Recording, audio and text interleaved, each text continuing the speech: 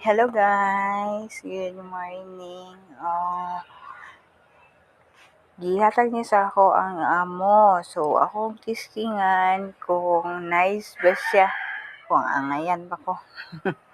Kaya dili man gyud ko anad ani inanay ko ng mga lipstick, ng mga makeup. Dili mo ko anad, labi na magtrabaho. Dili gyud ko anad ani mga guys. Pero kay gihatagan man ko.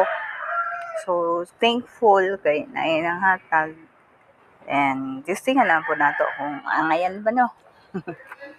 And tao lang yung hitsura nato nga unsay kuan nato ani kalabasan ani sa atong makeup kay dili gyud anad.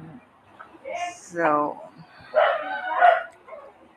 kini siya lipstick, lip gloss ug pang eyebrow. So testingan lang ako ng tanan. Thanks for watching.